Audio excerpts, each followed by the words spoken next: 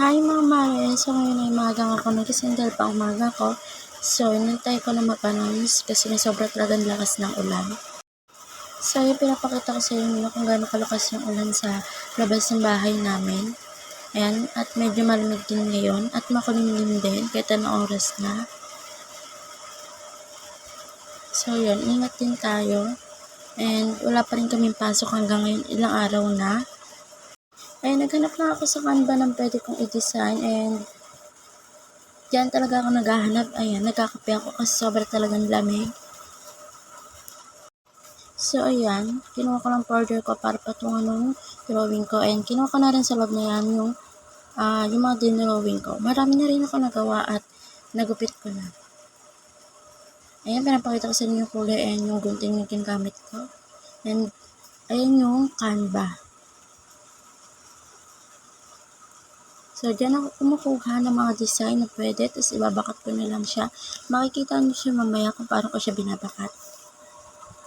So, ayan, maraming maganda. Magre-research lang kayo kung anong gusto nyo. And, cute naman. Ayan, naghanap-hanap lang ako dyan kung anong pwede.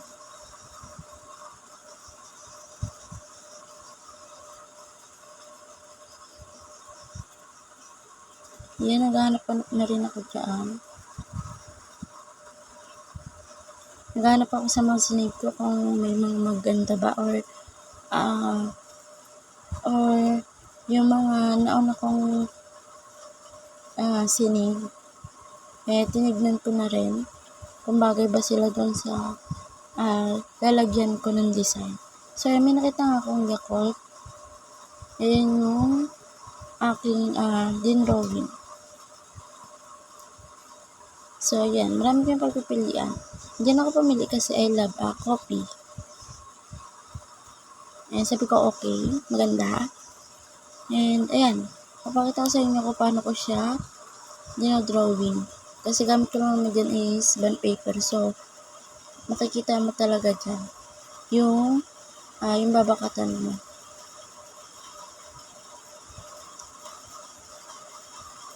Hindi na pala ako gumamit din ng Oslo kasi baka mamaya is hindi siya makita kasi 'di ba makapal.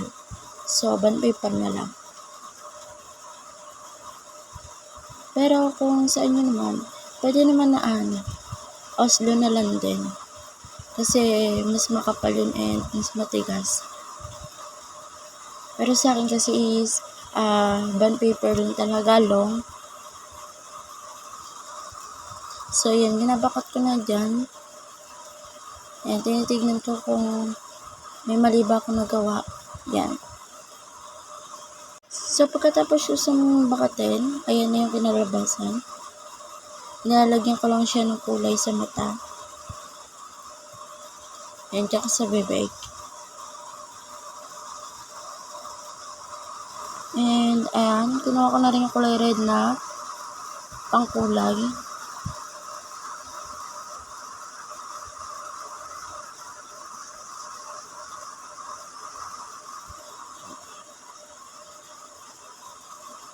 So, ayan, kinukulayan ko lang siya, nilalagyan ko siya ng pangalan niya.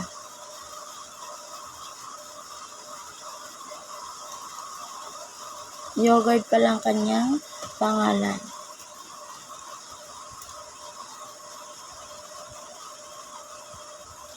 So, ayan. Tapos, dinagdagan ko pa siya dyan ng kulay.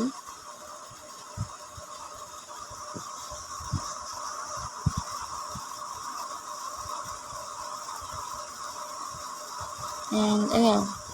Yung yogurt natin is lumuluha. Yan.